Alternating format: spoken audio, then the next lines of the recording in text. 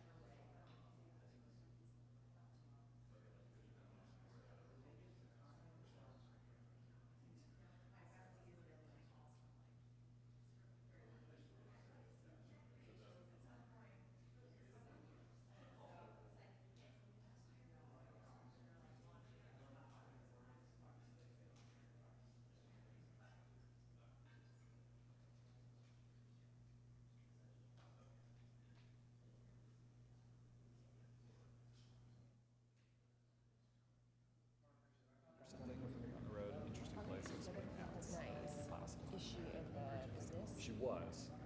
Now she works for like a comms firm. But she like kind of knows how it all works.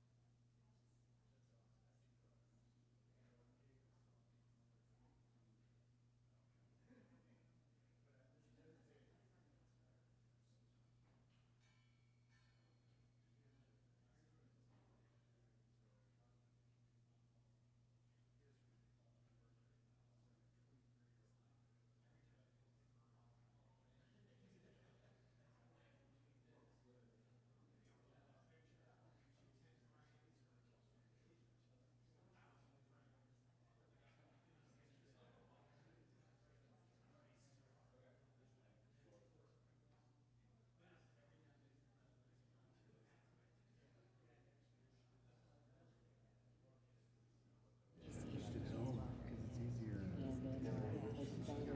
Got a loan, and then that's the thing. Do you guys live in the district? We live in Georgetown, Okay.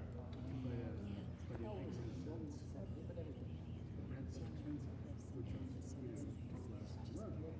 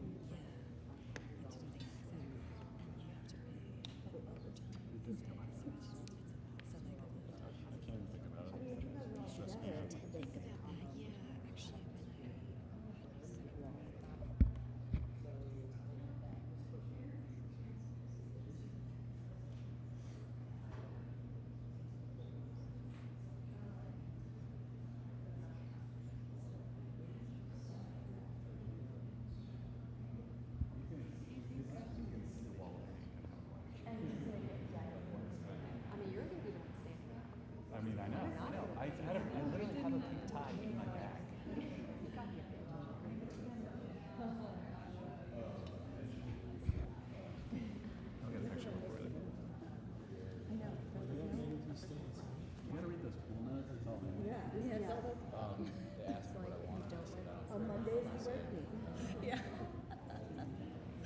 I will say, I popped into there's a men's store on the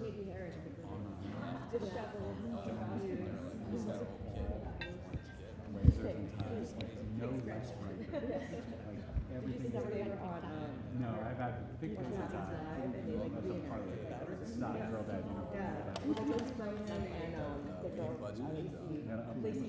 Yeah, because they so they wrote some holiday movies out this year, and I think that's why they were all together. And what a career, George. What a career. I think it's all about kind of like, can I think I watched the ones that I was yeah.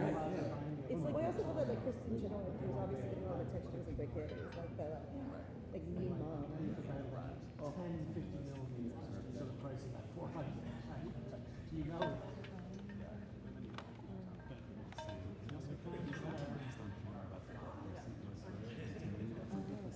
If you were to draw like a multi-circle diagram of shit Donald Trump's interested in, at the center of that is like a rich guy who gets killed in New York City under suspicious circumstances, and then there's a leftist outrage or whatever. You know what I mean? It's like it's kind of like the perfect Donald Trump story, but it's also not like these today. So exactly. Maybe if he does another round, he can. Yeah, right. The bonus round question.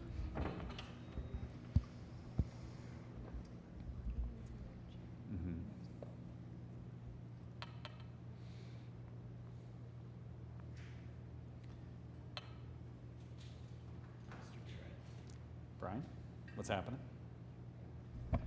Here we are again. Got a good spot. Have you gone home? Okay. All right, good. It's true. Have you been here? Honestly, I had not been here at all since election week until last.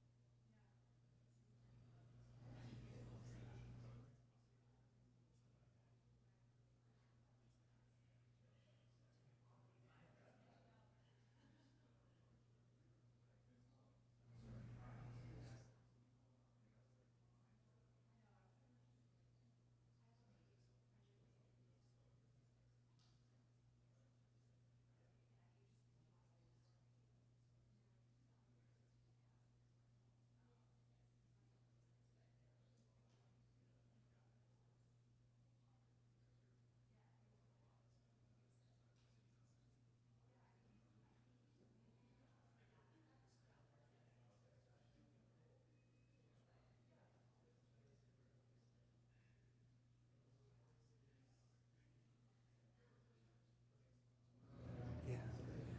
Right? Like, I feel like that would get some headlines.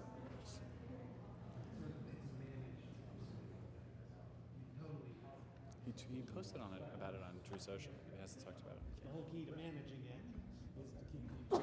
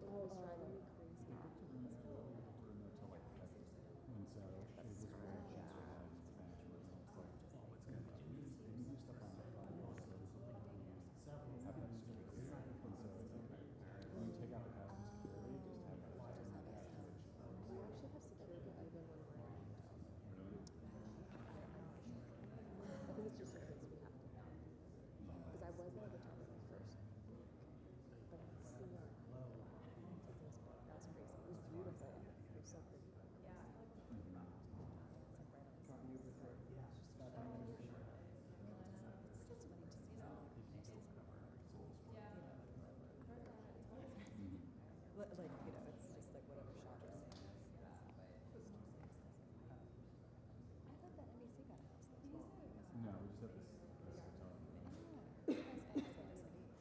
Not that I know there was. Or maybe that's what you guys do. But CNN. Yeah. You guys did? No, just got the bed.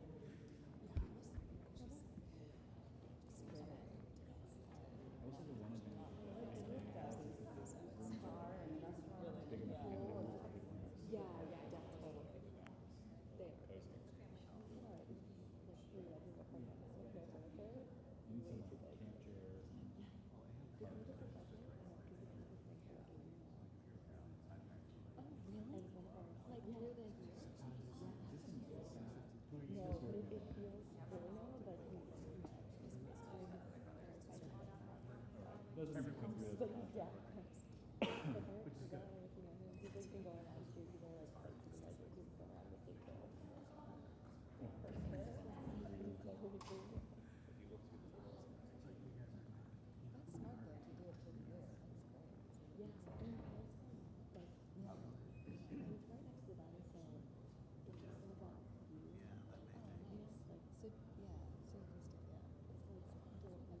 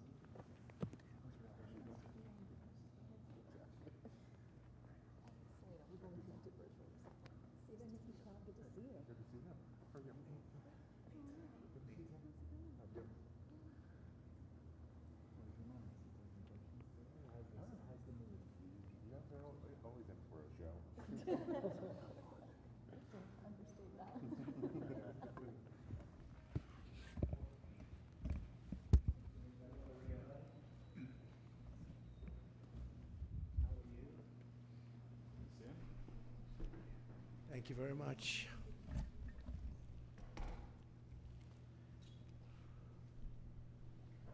So it's an honor to be with you. We'll discuss a couple of points. We'll take some questions later if you'd like. I'm sure you might have one or two. I'd be shocked if you didn't. I'd be very impressed. But I'm honored to welcome one of the most accomplished business leaders of our time, the founder and CEO of SoftBank, everybody knows, Masa Yoshi-san. Masa runs one of the largest companies in Japan and among the most successful investment and technology companies anywhere in the world, one of the most successful investors in the world. And we've just concluded a very productive meeting, and today I'm thrilled to announce that SoftBank will be investing $100 billion in America, creating 100,000 American jobs at a minimum. And he's doing this because he feels very optimistic about our country since the election. And many other people are also coming in with tremendous amounts of money. You probably noticed that a poll was just taken. It's business is literally, in 39 years, there's been nothing like it. It's been the biggest increase. Small business owners gave it a 41% jump. It's the biggest jump that we've had in 39 years. And nobody's ever seen anything like it. And it's just, they're very optimistic. This historic investment is a monumental demonstration of confidence in America's future, and it will help ensure that artificial intelligence, emerging technologies, and other industries of tomorrow are built, created, and grown right here in the USA. One of the beautiful things about Masa is he's very much involved with emerging technology, probably knows it maybe better than almost anybody. So it's a great honor, and some of you remember after the 2016 election, also SoftBank committed to invest $50 billion in our country, and they did. And are very pleased to say that they kept that promise in every way, shape, and form. And now they're looking to do 100. And I've looked at their books. They do have the possibility of doing more. I'm going to ask them to do a little bit more. But first, I'm going to ask them to speak and just to say a few words. Masa, please. Thank you. Thank you. Please. Thank you. Thank you. Thank you very much. Appreciate it. Thank you, Howard. Thank you so much. I'm very, very excited. I would really like to celebrate the great victory of President Trump. And my confidence level to the economy of the United States has tremendously increased with his victory. So because of that, I'm now excited to commit this $100 billion and 100,000 jobs into the United States. This is double of last time, as President Trump said. Because I say, oh, President Trump is a double down president. I'm going to have to double down, you know, $100 billion and 100,000 jobs.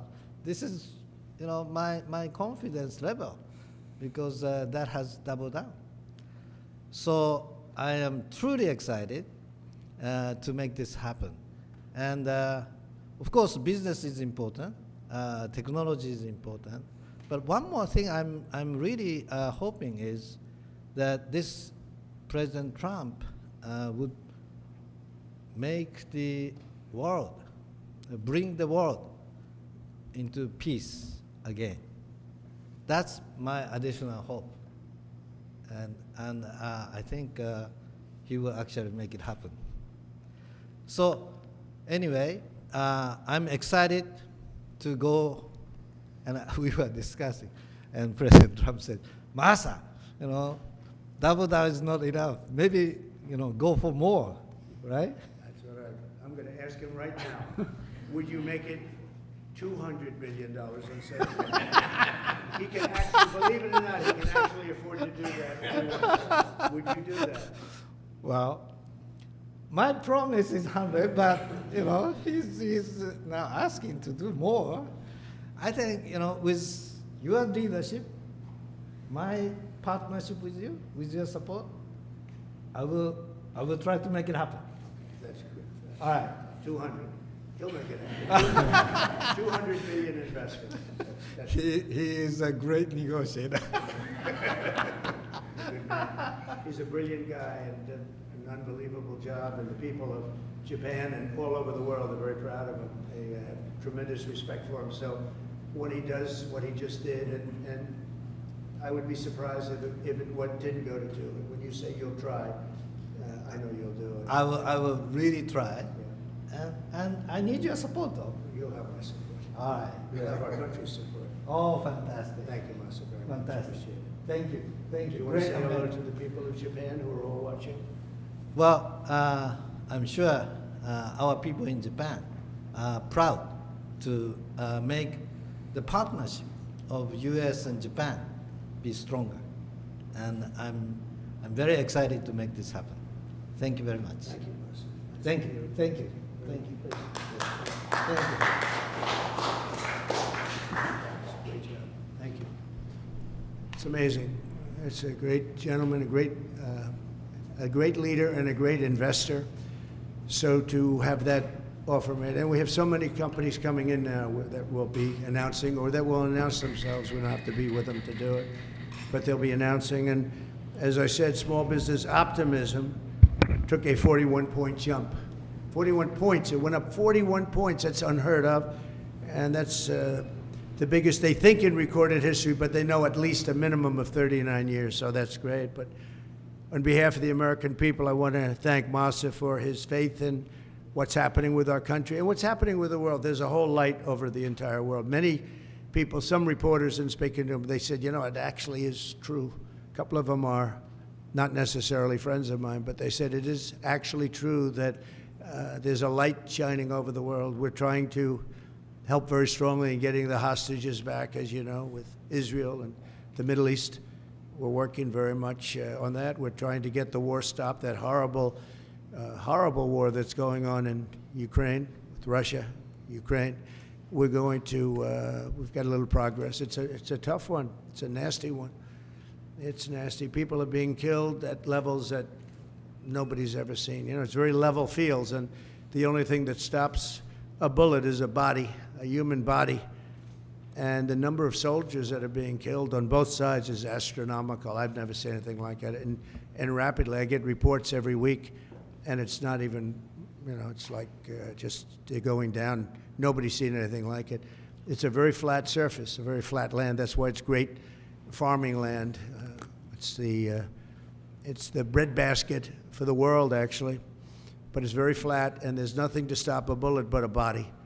There's no protection, no nothing, and it's what's happening there is far worse than people are reporting for both sides. So we're going to do our best, and we've been doing our best, and we'll see what happens. But since the election, I've been working every day to put the world at ease a little bit, to get rid of the wars. We had no wars when I left office, and now it's the whole world is blowing up. But there's great optimism, and you saw that by SoftBank. Starting on day one, we'll implement a rapid series of bold reforms to restore our nation to full prosperity. We're going to go full prosperity and to build the greatest economy the world has ever seen, just as we had just a short time ago. We had it in my term. We had the greatest economy that the world had seen. We were blowing away everybody. Our country was doubling up on China, doubling up on everybody, and everybody knows it. And then we had to slow it down with COVID, unfortunately, at the end. But even then, I gave it back with a substantial increase of the stock market, bigger than it was pre-COVID, so it was pretty amazing. Already preparations are underway to slash massive numbers of job-killing regulations, eliminating 10 old regulations for every new one. You put a new regulation on, you have to get rid of 10, and we'll be able to do it. And that was about the percentage we had. We cut more regulations than any president has ever cut, by far, actually, by approximately 5 times. Some of those regulations, unfortunately, were put back on, but we'll catch up very quickly. We'll catch up with it.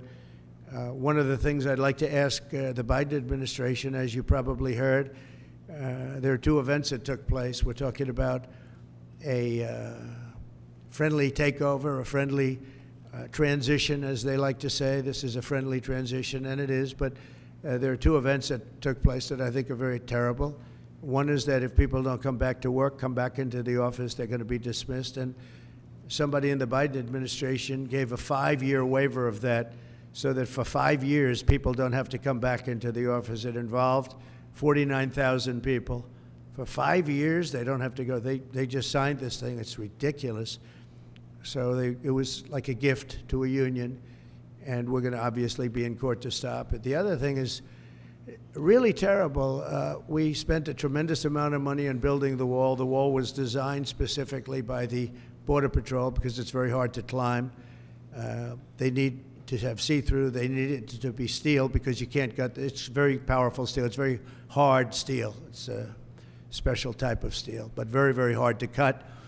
Inside the steel, as you know, we pour concrete, and that's a grade 10 concrete, which is a very strong concrete, very as though you were building about a 60-story building. It's very powerful concrete.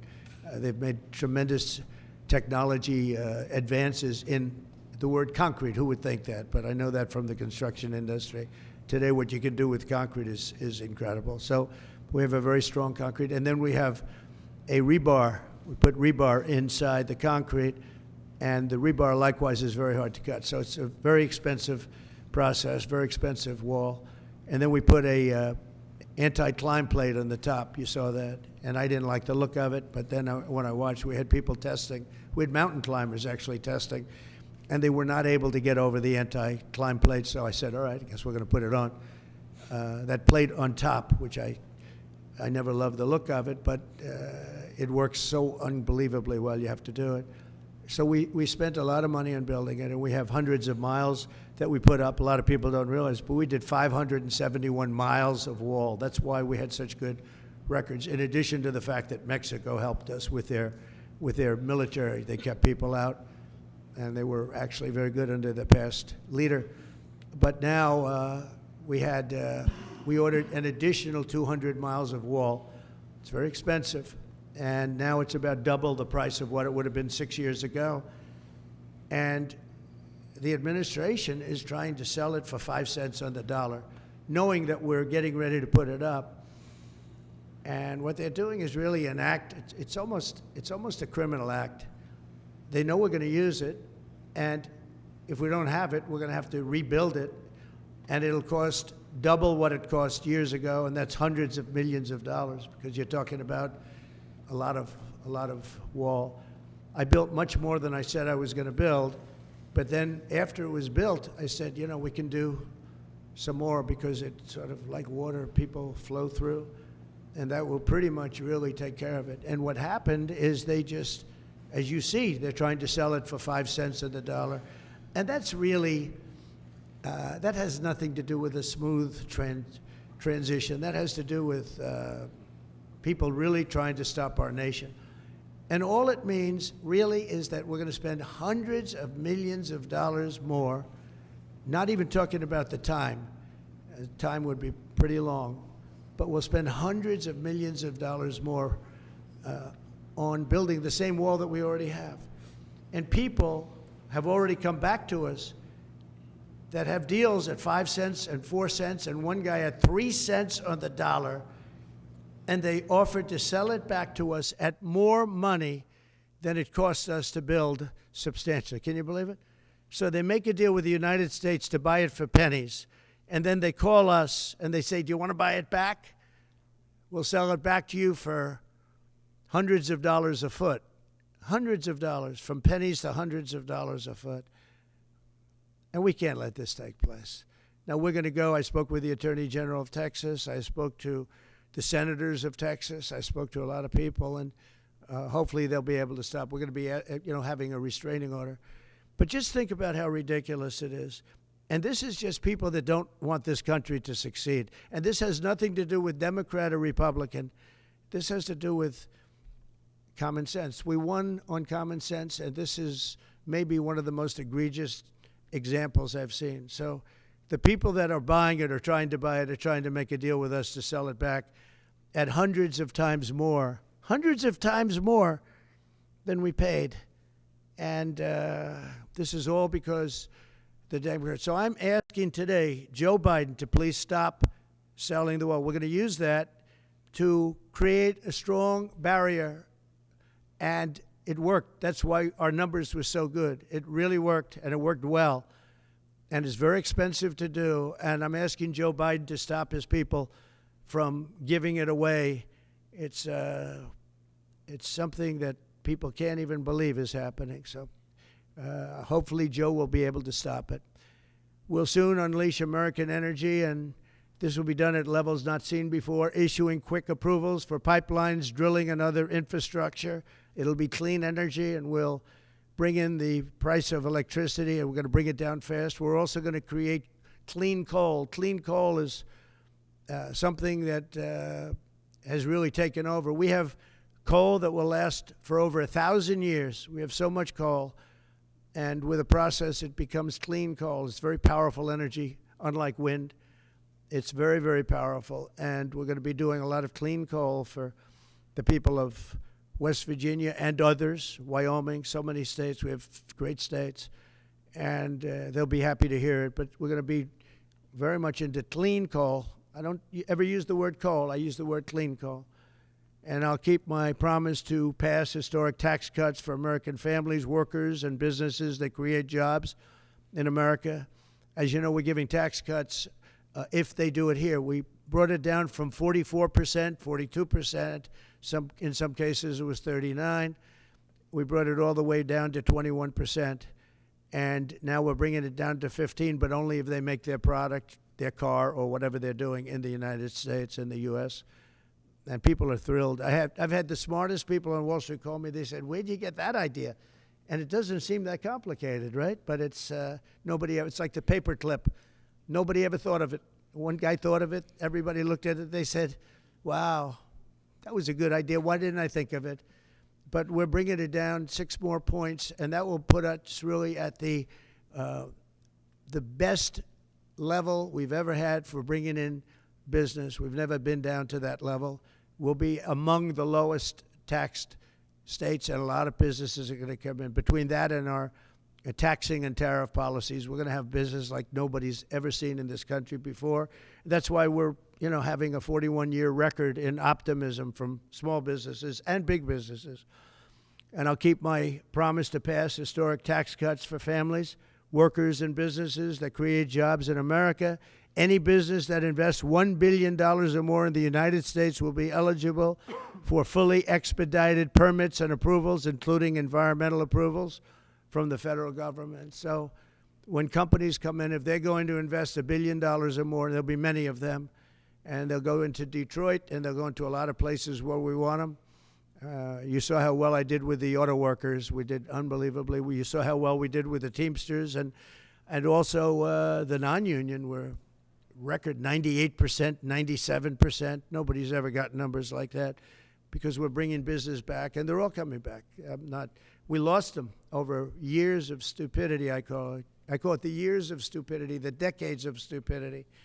Through the Department of Government Efficiency, Elon Musk has been working very hard with various people, including Vivek.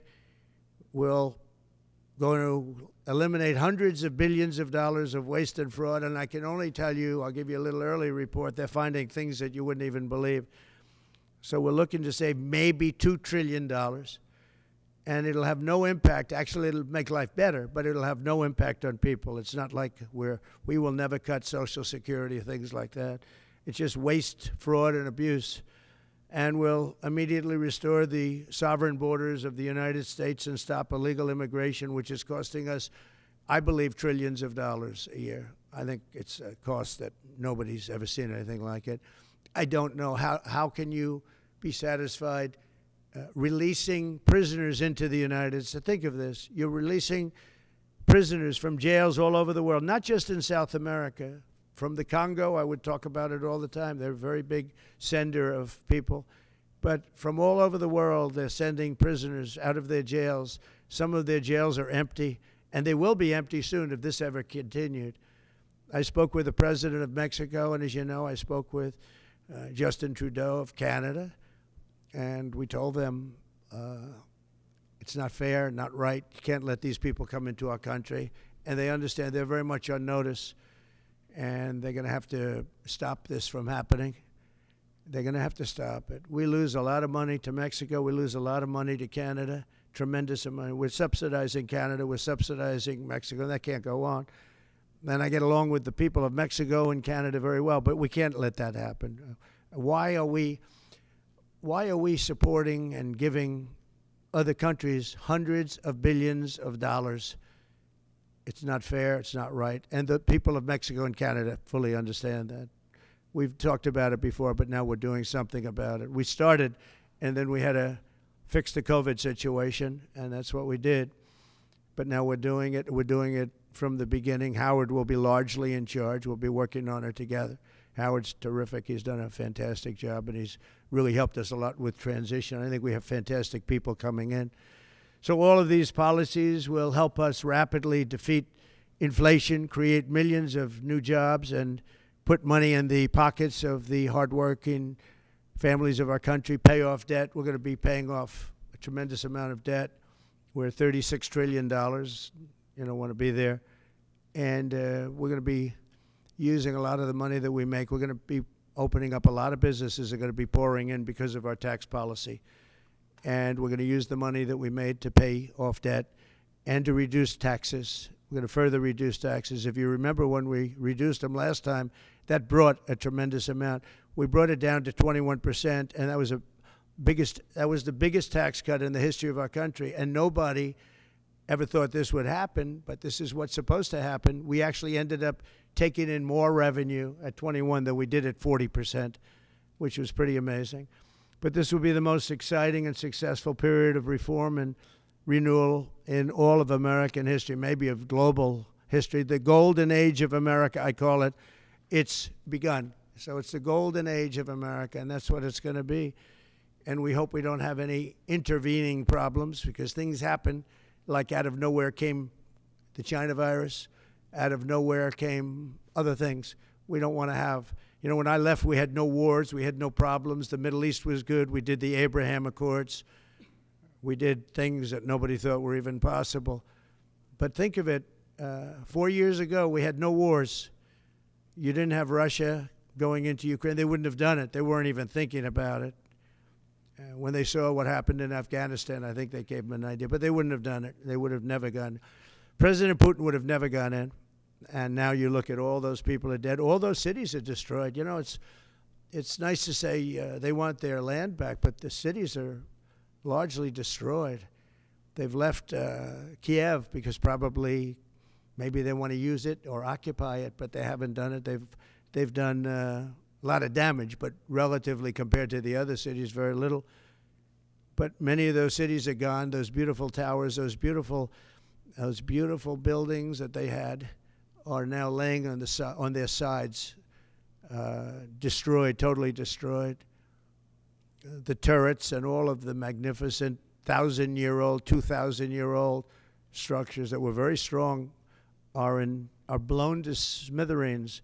You look at some of those cities and not one building standing. So, you know, when you say take over the country, take over what? Take over what? That's a 100-year rebuild. Take 100 years to rebuild it, and you can never have it the way it was. What a shame. It should have never happened. It would have never happened. If I were president, that war would have never happened. Nor would Israel have happened with the attack on Israel. So we're inheriting big challenges at home and all over the world. Again, we had no wars. We had no problems. We had no inflation.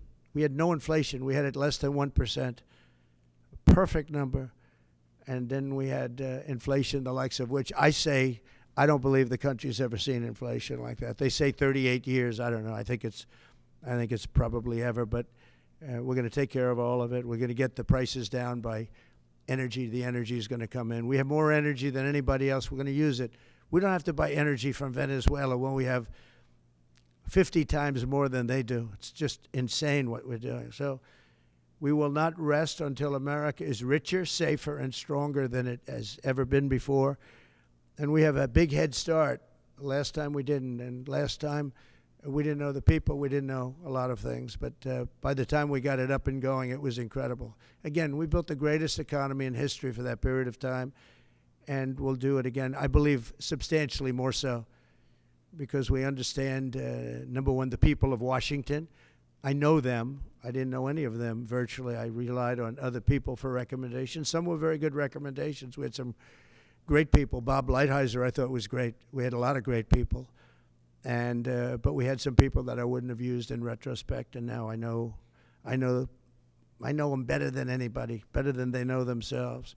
So once again, I'd like to thank Masa for what he's done with that investment, which will end up being $200 billion, I believe. But I just want to thank him. He's just an outstanding man. When you have that kind of brain power wanting to invest in this country, and that's money that he can't invest elsewhere. So that's a big investment, but makes me feel very good. Makes me feel that we're absolutely on the right track. So thank you to Masa, and we'll take a couple of questions. Yeah, please. Jeff. Mr. President, you mentioned divorce. Can you tell us what you said to Prime Minister Netanyahu in your call on Saturday? Yeah. And have you spoken to President Putin since your election? Well, I'm not going to comment on the Putin question, but I will comment on Bibi. We had a very good talk. We discussed what is going to happen, and I'll be very available on January 20th, and we'll see. As you know, I gave warning that if these hostages aren't back home by that date, all hell's going to break out, and very strong. But we generally just discussed. I asked him, where are things? Mike Waltz they're doing a great job, by the way. Everybody is very happy. I think he's doing a fantastic job. But he was very much involved in the call. But it was a recap call more than anything else. President Trump, how do you plan to stop the ban on TikTok next month? Who? How do you plan to stop the ban on TikTok next month? We'll take a look at TikTok. You know, I have a warm spot in my heart for TikTok because I won youth by 34 points. And there are those that say that TikTok had something to do with that. Now, Joe Rogan did, and some of the other people that were recommended by my son Barron, he knew names. I said, who is that? Tell me, who's that? Dad, you gotta be kidding. I can't believe you don't know. And I did those interviews, and it was actually sort of cute. Do you want to know the truth? But we did them, and that had an impact. But TikTok had an impact, and so we're taking a look at it. But you know, we won youth. Republicans are always 30 points down in youth. I don't know why, but we ended up finishing. There was one poll that showed us down about 30. We were 35 or 36 points up with young people. So I have a little bit of a warm spot in my heart, I'll be honest. Yes, President. Are you entertaining the idea of preemptive strikes against Iran's nuclear facilities? Against who? Against Iran's nuclear Well, I facilities? can't tell you that. I mean, Would you? I mean, it's a wonderful question, but how can am I going to do preemptive strikes? Why would I say that? Can you imagine if I said yes or no? You'd say, that was strange that he answered that way. Am I going to do preemptive strikes on Iran? Is that a serious question? How could I answer a question like that? Say it. Would you be in support of Israeli strikes on Iran's nuclear How could I facilities? tell you a thing like that now? It's just so you don't talk about that before something may or may not happen. You know, just I don't want to insult you. I just think it's just not something that I would ever answer having to do with there or any other place in the world. President Trump. President Trump. Time magazine interview. Can I ask, just clearly, do you believe there's a connection between vaccines and autism? Do you believe there's a link? Well, I don't look. Right now, you have some very brilliant people looking at it. I had dinner the other night with the head of Pfizer, the head of Eli Lilly, and RFK, as you know, and Oz. And we had, and other people within the administration that are involved in the medical. And we're looking to find out, you know, if you look at autism, so 30 years ago I've heard numbers of like 1 in 200,000, 1 in 100,000. And now I'm hearing numbers of 1 in 100. So something's wrong. There's something wrong. And we're going to find out about it. What about the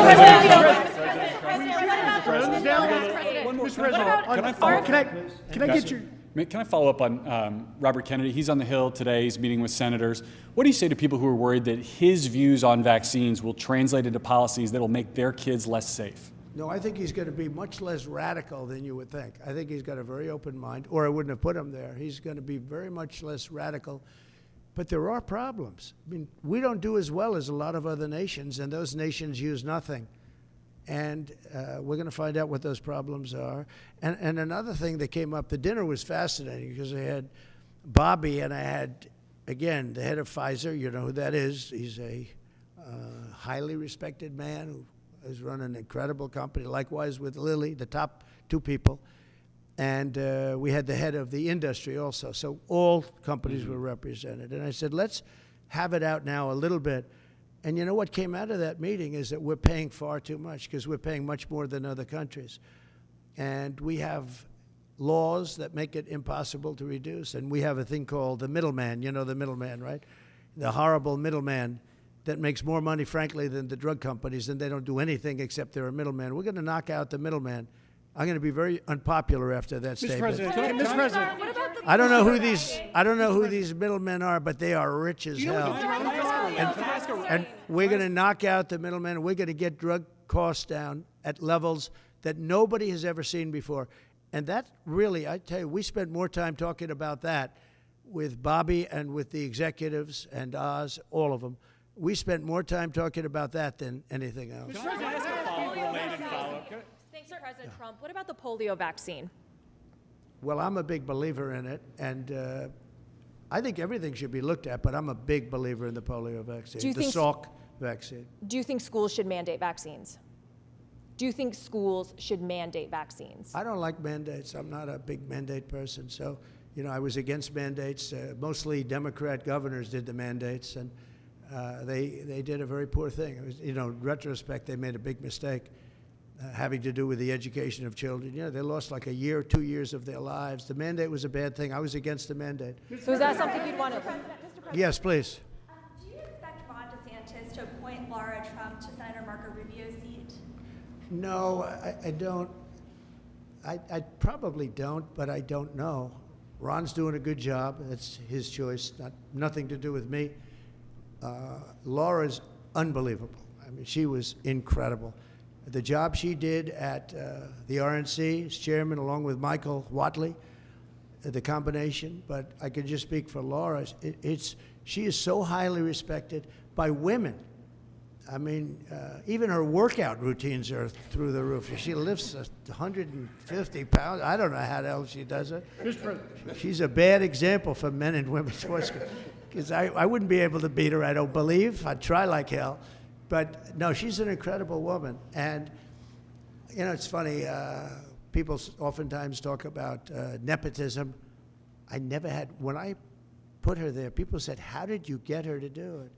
You know, she could have run for the Senate in North Carolina. Ted Budd would be the first to say. And he wouldn't have run, nobody would have run. And she just said, no, I want to really focus on my children. When the election, and my family, she has a great family. When the election started getting closer, I asked her, would she go to Washington and work on the, you know, as chairman of the committee along with Michael Watley. And they did such an unbelievable job, especially on cheating. They stopped it, or at least they stymied it. Too big to rig. And we won in a landslide. You know, we won tremendously. She did an amazing job. Now Ron is going to have to make, because Marco has been really a star already, and we haven't started, but you know, we see signs of from some people, or very early, we see signs of stardom, and Marco has done incredibly. He's sort of born for it. It was such an easy decision. The Marco decision was such an easy, but he leaves a vacancy in Florida, and Ron's going to have to make that decision, and he'll make the right decision. I also know that Laura's got so many other things. I mean, she's got so many other things. People want her to be on television. They want to give her contracts. You know, her predominant thought is our country and her family. Those are her thoughts. But she's got so many other things that she's talking about. Mr. President. He'll make the right decision. Mr. President. Should senators who oppose your nominees, your cabinet nominees, should they be primary? If they are unreasonable, I'll give you a different answer, an answer that you'll be shocked to hear. If they're unreasonable, if they're opposing somebody for political reasons or stupid reasons, I would say has nothing to do with me. I would say they probably would be primaried. But if they're reasonable, fair, and really disagree with something or somebody, I can see that happening. But I do believe that if they're I think we have great people. I think we have a great group of people. Pam has been unbelievably received. You take a look, Pam Bondi. So many have been just unbelievably received. I think Pete Hegseth is making tremendous strides over the last week. He's going to be great. Look, he went to Princeton, he went to Harvard, he was a great student there, but he really was, from the first day I met him, all he wanted to talk about was military. He's just a military guy. I think it's a natural. This was my idea. And you know, Pete Hegseth gave up a lot because he was going big places in Fox, big places, a lot of money. And he didn't even hesitate. When I said, do you want to do this? He said, absolutely. I said, you know, if it doesn't work out, you'll never have the opportunity that you have right now in terms of the world of entertainment or business, whatever you want to call it. You'll never have that opportunity again. In fact, it could be just the opposite because it's nasty out there. He said, I don't care. I have to do it for my country. He gave up a tremendous amount. If this didn't work, it would be a tragedy. Because, but that's what he loves. He loves the military. I never talked to him about anything else. He'd talk about the military. He'd come to see me about a soldier that was unfairly treated, and could I help? That's the only thing I virtually ever talked to him about. And I always remembered it. I've seen him many times, and I don't think I've ever had a subject on anything other than military with him. That's where his love is. And he didn't say, well, I'd like to think about it. I'd like to talk to my family.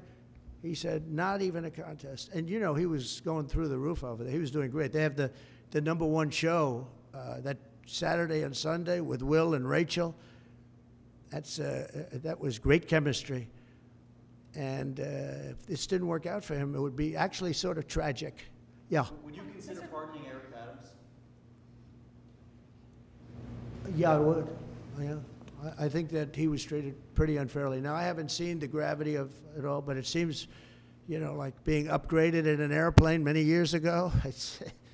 I know probably everybody here has been upgraded. They see you're all stars, and they say, I want to upgrade that person from NBC. I'm going to upgrade him. And that would mean you'll spend the rest of your life in prison. I don't know. Somehow, I hope not. I mean, I'd have to see it because I don't know the facts. I think he was treated. You know, it's very interesting.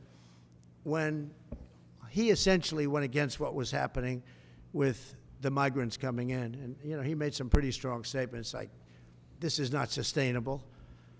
I said, you know what, he'll be indicted soon. And I said it, not as a prediction, a little bit lightheartedly, but I said it. I said, he's going to be indicted. And a few months later, he got indicted. So, yeah, I would certainly look at it. Yes. Mr. President, can I ask you a question about the drones?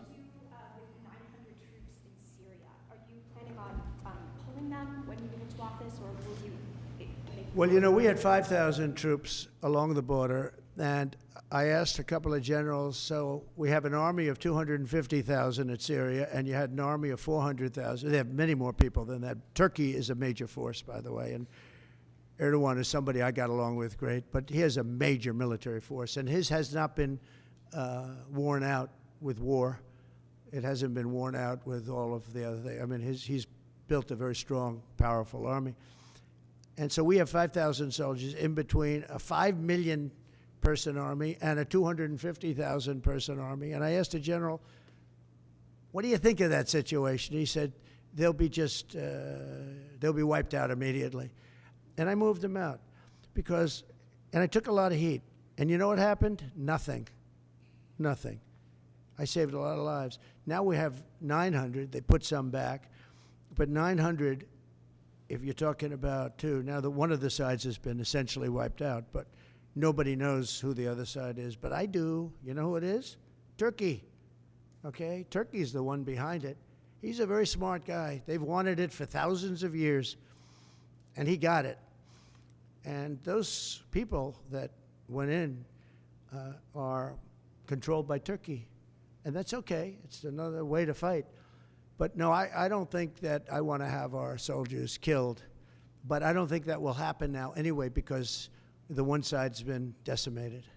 Mr. President, I want to ask you a question about the drones. Are you concerned about more unrest in that region, or do you think it will calm Well, down? nobody knows what the final outcome is going to be in the region. You know, nobody knows who really the final. I believe it's Turkey, and I think Turkey is very smart. He's a very smart guy, and he's very tough. But Turkey did an unfriendly takeover without a lot of lives being lost. I can say that Assad was a butcher. What he did to children. You remember I attacked him with the 58 missiles, unbelievable missiles coming from ships 700 miles away, and every one of them hit their target. But I did that. That was the red line in the sand. Obama drew it, and then he refused to honor what he did. He said, if anybody goes across the red line, and Assad killed many more children after that, and Obama did nothing, but I did. I hit him with a lot of missiles. In fact, President Xi was sitting here the night he was in that dining room having chocolate cake. Remember the famous chocolate cake? But and that's when I explained what we were doing as the missiles were shot. And it was amazing as to precision, because every one of those missiles hit its target from a long distance away. Had President Obama drawn the line and where it meant something, you wouldn't have even had Russia there. But in the end, I never understood why Russia went there. They were not getting very much out of it. But now their time is taken up with Ukraine, and we'd like to get them to stop on Ukraine, and Ukraine stop also. As you know, when I went to the cathedral, which was fantastic, the job that they've done in France, and the job that Macron, Emmanuel did. He did a phenomenal job on the rebuilding of that cathedral. It's magnificent, and they did a great thing. And they had great respect for our country. They treated me, meaning I'm the country, I'm the representative of our country, and we were treated with great respect. And one of the people that came to pay his respects is, as you know, Ukraine, Zelensky. And he would like to have peace. He wants peace. Everyone's being killed. It's the worst carnage that this world has seen since World War II. I've had pictures of fields where bodies are lying on top of bodies. Looks like the old pictures of the Civil War, where just bodies are all over. Just if you saw those pictures, you'd feel more strongly about it. It's got to stop. And we're trying to get it to stop. Well, we're gonna see. We're going to be talking. We'll be talking to President Putin, and we'll be talking to the representatives, Zelensky, and representatives from Ukraine. We got to stop it. It's carnage. What about the fear here at home of the drones? Good to see you. Thank you. Good to see you. Good to see you. Can you comment on the drones that are flying around New Jersey ports? It seems like the American people have a big disconnect. The government knows what is happening. Look, our military knows where they took off from. If it's a garage, they can go right into that garage. They know where it came from and where it went. And for some reason, they don't want to comment. And I think they'd be better off saying what it is. Our military knows, and our president knows. And for some reason, they want to keep people in suspense. I can't imagine it's the enemy, because if it was the enemy, they'd blast it out. Even if they were late, they'd blast it. Something strange is going on. For some reason, they don't want to tell the people, and they should, because the people are really, they happen to be over Bedminster. Want to know the truth? They're very close to Bedminster. I think maybe I won't spend the weekend in Bedminster. I've decided to cancel my trip. Have you received an intelligence briefing on the drones? I don't want to comment on that. Have you been do you have any reason to think they're a threat? Two quick questions. First, on vaccines, do you want RFK Jr. to revoke any vaccines? No, I want him to come back with a report as to what he thinks. We're going to find out a lot. We're doing two things. We're going to have tremendous cost savings will come out of this. That's a minimum. And we're also going to have, and I think, very serious discussions about certain things, whether it's pesticides. Europe doesn't use pesticides, and yet they have a better mortality rate than we do. They don't use pesticides. In fact, they use it as an excuse not to take our farm product. We spend billions and billions of dollars on pesticides, and something bad's happening. Again, you take a look at autism today versus 20, 25 years ago. It's like not even believable. So we're going to have reports. No, nothing's going to happen very quickly. I think you're going to find that Bobby he's a very rational guy. I found him to be very rational. No, nothing, you're not going to lose the polio vaccine. That's not going to happen. I saw what happened with the polio. I have friends that were very much affected by that. I have friends from many years ago, and they have, obviously, they're still in not such good shape because of it. You know, and many people died. And the moment they took that vaccine, it ended. Dr. Jonas Salk did a great job, so I don't anticipate that at all. But we're going to look into finding why is the autism rate so much higher than it was 20, 25, 30 years ago. I mean, it's 100 times higher. There's something wrong, and we're going to try finding that. We're also going to find out why are we paying more than other countries. And we were in the process of doing that through transparency and other things. We were doing a good job in that first term, and we brought it down. We got the $35, all of the different things. We got, you know, we were the ones that got all of that done. Every one of those things, we got them done. I said, you know, I hope I win, because otherwise somebody's going to take a lot of credit for what we did. But now what happens is we're gonna have a big conversation on price. Why is it that Germany and UK and other countries are paying so much more for the same box of medicine made in the same plant? Why is it that we're paying many times more? And I know the answer, because our government didn't do what they were supposed to do. And what I put in place was terminated unexpectedly by the Biden administration, and they shouldn't have terminated it. It would have had a huge impact. And Mr. President, one quick question. On Ukraine, you mentioned that some of the areas are already decimated. Do you believe that Ukraine should cede territory to Russia? Well, I'm going to let you know that after I have my first meeting. But a lot of that territory, when you look at what's happened to those, I mean, there are cities that there's not a building standing. It's a demolition site. There's not a building standing. So people can't go back to those cities. There's nothing there. It's just rubble. Just like when I knocked down a building in Manhattan, which is actually, this is worse, actually, because we do it step by step. This thing has just got demolished. And by the way, in those buildings are many people. Many people were in those buildings. You know, when they say the number in Ukraine is going to be a much higher number of death, is going to be a much higher number than you're hearing. You know, they're big buildings. That's what I did very well. And these are very long buildings. They're 15 to 20 stories high. They're massive buildings. I was surprised at how big. And they're flattened like a pancake. 1 or 2 bombs hit them, and they just collapsed. And they'd say, nobody was hurt. Well, nobody knows who was in those buildings. There were a lot of people in those buildings. They're going to find that when they start doing the removal. Many more people are being killed in the Ukraine war with Russia than is being reported, and that includes soldiers. The soldiers are being, it's a carnage that we haven't seen since the Second World War. It's got to be stopped, and I'm doing my best to stop it. Yeah, please go ahead. You had a meeting with Mrs. Abe yesterday, but Japanese Prime Minister Mrs. Abe, and Japanese Prime Minister Ishiba is hoping to have a meeting anytime soon. I will do that. In fact, I sent him a memento. I sent him a book, the Prime Minister. But Mrs. Abe was very close with our First Lady, with Melania, and she loved Melania's book, and she called and wanted to know if she could have. I was very close to the Prime Minister, Shinzo Abe. He was great. He was a great man. And his wife wanted to know if it would be possible to have dinner. And it was just out of respect to Shinzo.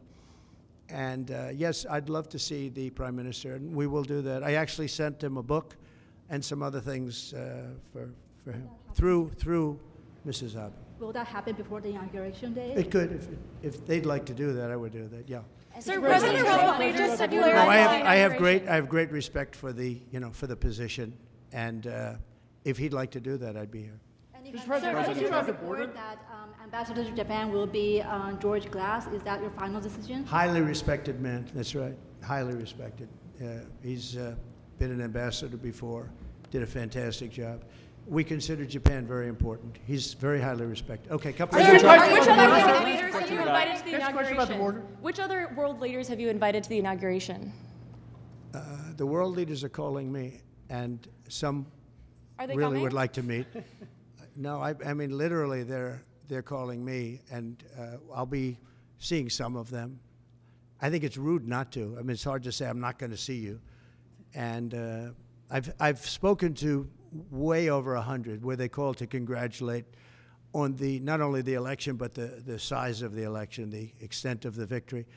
And they were great. I mean, I spoke to over 100 countries. You wouldn't believe how many countries there are. And I'm trying with the best I can to get back to everybody, but there are a lot of countries, and every one of them, literally everyone called, and it was very nice. So, yeah, I'd see some if some felt it was an emergency. I've seen, as you know, I've seen President Zelensky. He came to France while I was there for the cathedral opening. They actually had about 70 presidents and prime ministers, and in one case, a king.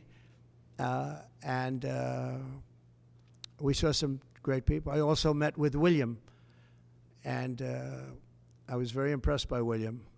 I think William is terrific. I was very impressed by William. As you know, I met with him, too. Are you just President Trump, can I ask you a question about that? Did you invite Zelensky to the inauguration? No, but if you'd like to come, I'd like to have him. I mean, I didn't invite him, no. Are you President disappointed Trump, China can I ask you a Xi question can't about come to the compensation inauguration? board? Are you disappointed that China Xi won't be at the inauguration? I don't know that he won't be at the inauguration. I mean, I haven't really spoken to him about it. I don't know that, actually. I would say that if he'd like to come, I'd love to have him. But there's been nothing much discussed. I have had discussions with him, letters, et cetera, at a very high level. You know, we had a very good relationship until COVID. COVID didn't end the relationship, but it was a bridge too far for me. But if he'd like to come, I'd certainly be. Have you spoken to Venezuela? Just so you understand, he hasn't said one way or the other. Because a lot of spoken people to say Venezuela? he won't come, he will come. People think he will come, he won't come. It's something we barely discussed, just about didn't discuss. But I have had,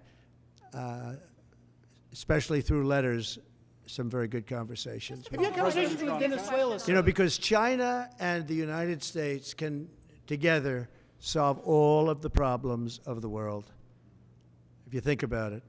So it's very important. And, you know, he was a friend of mine. I mean, he was here for a long time, right in that spot, except sitting in a very comfortable chair. He wasn't standing like you are. But we spent hours and hours talking. And, you know, he's an amazing guy. Have you spoken to Venezuela? The press hates when I say that, but he's an amazing person. Have you spoken to anyone in President Venezuela, Trump, sir? On the border, if I could just ask you on the border. Hold on one second, shooting, real quick. United Healthcare shooting, the I think shooting of the it's CEO. terrible. In New York. Can you give us your thoughts about that? And what do you make of Well, the I reaction think it's around the terrible. suspected shooter? Does that tell you anything about how people I think it's a about healthcare? terrible thing. I think it's really terrible that some people seem to admire him, like him. And I was happy to see that it wasn't specific to this gentleman that was killed. It's just an overall sickness as opposed to a specific sickness. That was a terrible thing. It was cold-blooded, just a cold-blooded, horrible killing. And how people can like this guy is, that's a sickness, actually. That's really very bad, especially the way it was done. It was so bad, right in the back. And very bad, thing like that, you can't believe that some people, and maybe it's fake news, I don't know. It's hard to believe that that can even be thought of, but it seems that there's a certain appetite for him. I don't get it. Yeah, please. Could you just comment on? I want to expand on the defamation lawsuits. Could you see moving that to other people with individual platforms, social media influencers, people that... Or newspapers, yeah. Yeah. Yeah. Oh, I do.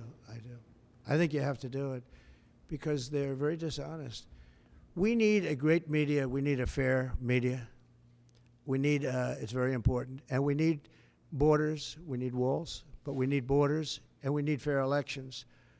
You look at California, millions and millions of ballots were sent out. They're still counting the vote in California with the machines. They're counting the vote. If you had paper ballots, the votes would have been counted 4 weeks ago, 3 weeks ago. Now, you need fair elections, you need borders, and you need a fair press. And the press is, no, I see others. I have a few others that I'm doing. I'm going to, as an example, we're bringing, I'm doing this not because I want to. I'm doing this because I feel I have an obligation to. I'm going to be bringing one against the people in Iowa, their newspaper, which had a very, very good pollster who got me right all the time. And then just before the election, she said I was going to lose by 3 or 4 points, and it became the biggest story all over the world because I was going to win Iowa by 20 points. The farmers loved me, and I loved the farmers. And it was interesting the way she did it. She brought it down 2 weeks before. She said I was going to only win by 4. That was a big story. But that was good because she brought it down from like 22 points to 4 or whatever the number was, way up. Way up, an easy win. Never even thought to go there. I respect them, I love them, and they understand there's no reason to go there because she brought it from way up, walk away, which it was, and it turned out to be in the election too, by the way. It was a win by many, many points. And then she brought it down very smartly to 4 a couple of weeks before, and everyone said, wow, that's amazing. He's only up by 4 points. Then she brought it down to where I was down by 3 or 4, whatever number she used. And that was the Des Moines Register, and it was their parent. And in my opinion, it was fraud, and it was election interference. You know, she's gotten me right always. She's a very good pollster. She knows what she was doing. And she then quit before. And we'll probably be filing a major lawsuit against them today or tomorrow. We're filing one on 60 Minutes, you know about that, where they took Kamala's answer, which was a crazy answer, a horrible answer, and they took the whole answer out and they replaced it with something else she said later on in the interview, which wasn't a great answer, but it wasn't like the first one. The first was grossly incompetent. It was weird. And that was fraud and election interference by their news magazine, a big part of CBS News. So as you know, we're involved in that one. We're involved in one which has been going on for a while and very successfully against Bob Woodward, where he didn't quote me properly from the tapes. And then on top of everything else, he sold the tapes, which he wasn't allowed to do. He could only use them for reporting purposes, not for sale purposes. And he admits that. And I think we'll be successful on that one. And we have one very interestingly on Pulitzer, because reporters at the New York Times, Washington Post got Pulitzer Prizes for their wonderful, accurate, and highly professional reporting on the Russia hoax. Well, it turned out to be a hoax, and they were exactly wrong. People, like many people, John Solomon, Sean Hannity's not for Pulitzer, but Sean Hannity got it right. Many people got it right. Tucker got it right. Jesse got it right. Laura got it right. Janine got it right. A lot of people got it right. They didn't get anything. They gave it to reporters that got it absolutely wrong. And now everybody admits it was a hoax. And I want them to take back the Pulitzer Prizes and pay big damages. And I think we're doing very well on that one. They have no excuse for it. They gave a Pulitzer Prize to writers that got Russia wrong. And so I think we're doing well. And I feel I have to do this. I shouldn't really be the one to do it. It should have been Justice Department or somebody else, but I have to do it. It costs a lot of money to do it, but we have to straighten out the press. Our press is very corrupt, almost as corrupt as our elections. Are you worried about Venezuela? Sir, have you had any discussions with Venezuela? For January 6th defendants, you had said in the first few minutes of your administration you want to issue pardons for January 6th defendants. No. Does that include, will that be a blanket pardon? Does that include Well, you'll find everyone? out, but it's going to go quickly. And just to follow up on your Have you had point, any discussion, sir, with in terms of your mass deportation plans, have you had any preliminary discussions with countries like Venezuela, from where the Tren de Aragua gang is now popping up? They'll across the take them country? back. They're going to take them back? They're all taking them back, yep. And if they don't, they'll be met very harshly economically. Okay, they'll all take them back. You know, Venezuela and other countries were not behaving very well with us during my administration, and within 24 hours they were behaving very well. They'll all take them back. And separately, can I ask a follow-up Jeff, on that? nice to see you, Jeff. This is like the old days, right? Nice to see you. You look much better now than you did 4 years ago. What are you doing? What's he doing? All right, go ahead. Thank you, sir. The first day you just mentioned that you're in office, I imagine you've got some executive orders that you're going to go through. Can you tell us what We'll have a lot. Well, what are your priorities? I'll bet you could tell you could say as well as I could. We will have many executive orders and other things that we'll be signing on the first day.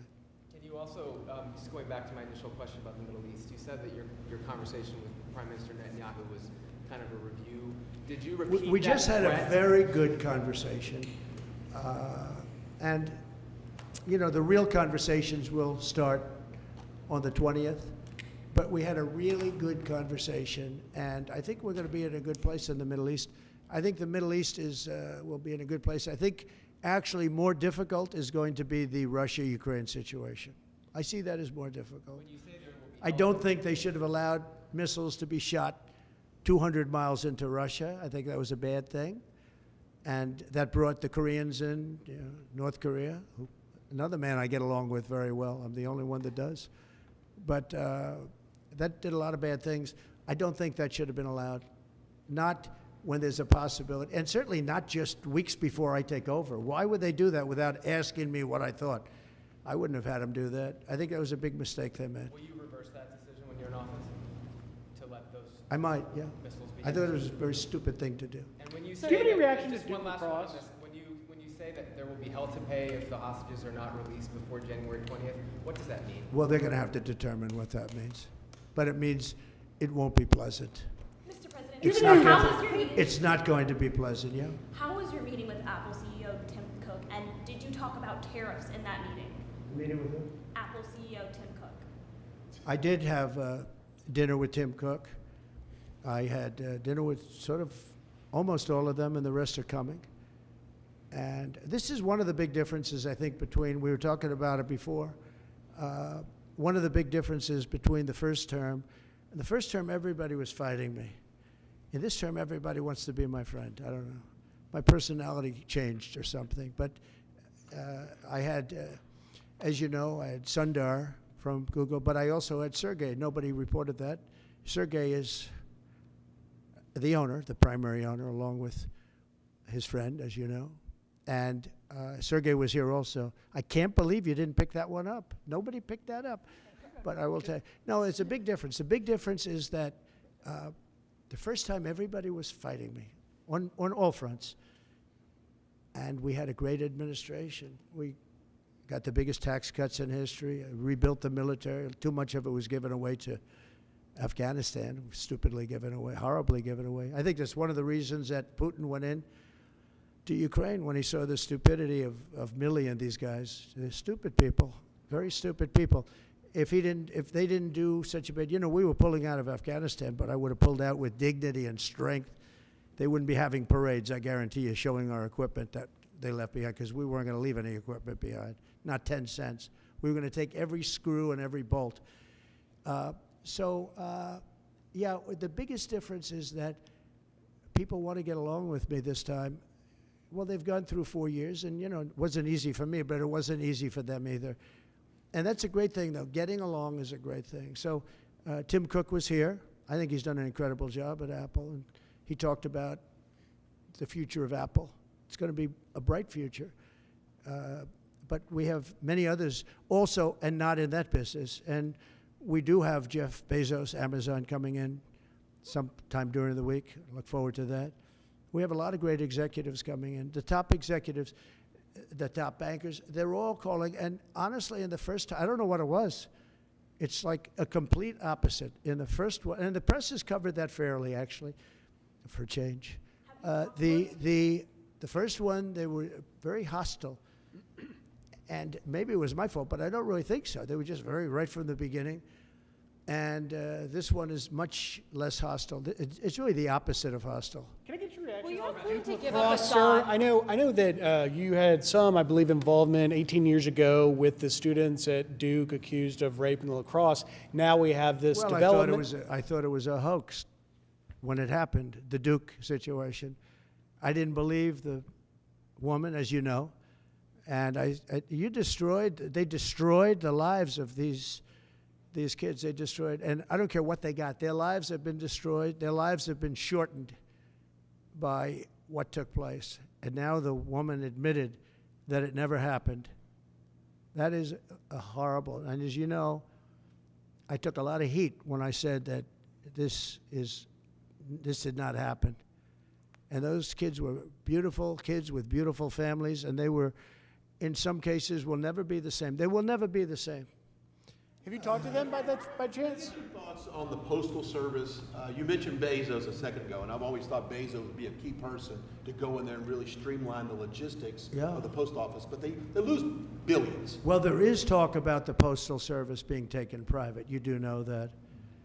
Not the worst idea I've ever heard. It really isn't. You know, it's a lot different today with between Amazon and UPS and FedEx and all the things that you didn't have. But there is talk about that. It's an idea that a lot of people have liked for a long time. We're looking at it. I think we're looking at that along with a lot of other. Any questions for Howard, by the way? Commerce. Sure, I'll ask one. Mr. Incoming Secretary, do you see another trade deal with China coming? I think the president. That's a tough one, right? Yeah. Oh, it's easy for me. You're sitting next to me, so it's okay. No, the president has very clear agenda for tariffs. And I think reciprocity is something that is going to be a key topic for us. How you treat us is how you should expect to be treated. Would you like to weigh in, sir, on that? You said it so well, reciprocal. If they tax us, we tax them the same amount. They tax us, forgetting just for a second about the word tax. They tax us, we tax them. And they tax us, almost in all cases, they're taxing us, and we haven't been taxing them. Is that deal already underway? Is there a deal already underway with respect to that? Let's just say this, we're gonna make great deals, and we have all the cards. And until I came along, don't forget, and Howard was going over the numbers with me last night, we took in $600 billion and more in taxes and tariffs from China. No other president took in 10 cents, not 10 cents, not 10 cents. And no, well, we're going to be doing things. We're going to be treating people very fairly. But the word reciprocal is important because if somebody charges us, India, we don't have to talk about own. If India charges us 100%, do we charge them nothing for the same? You know, they send in a bicycle and we send them a bicycle. They charge us 100 and 200. India charges a lot. Brazil charges a lot. If they want to charge us, that's fine, but we're going to charge them the same thing. That's a big worried thing. about And you know what? The senators, some of them aren't necessarily business people. When I give that to them, they say, that sounds fair to me. Are you concerned that tariffs might hurt the stock market rise that you have seen and the economy more broadly? Make our country rich. Tariffs will make our country rich. But won't they raise prices? Properly used. No, well, I didn't have any inflation, and I had massive tariffs on a lot of things. We put tariffs on steel. If I didn't put tariffs on steel, 50% and more, they were dumping steel in, China and others. I put tariffs on, and it stopped, and we took a fortune. We made a fortune on it. Tariffs, properly used, which we will do, and being reciprocal with other nations, but it'll make our country rich. Our country right now loses to everybody. Almost nobody do we have a surplus with. There are a couple of countries, and they're embarrassed by it, but almost nobody. And tariffs will make, I always said, to me, tariffs, the most beautiful word in the dictionary. It'll make our country rich. You go back and look at the 1890s, 1880s, McKinley, and you take a look at tariffs, that was when we were at our proportionately the richest. Mr. President, did you get to a good spot? Back on Ukraine, Mr. President. What should Zelensky, if anything, be prepared to give up to end this war? He should be prepared to make a deal. That's all. Got to be a deal. No, got to be a deal. Too many people being killed. That is a war that's hard. Too many people. Got to make a deal. And Putin has to make a deal too. What deal would you think? Putin has to make a deal, and Putin would have never gone in if I was president. If I was president, we wouldn't have had inflation. Our oil prices would have been lower. I had a good relationship with Putin. He would, despite the Russia hoax, which made it more difficult. If we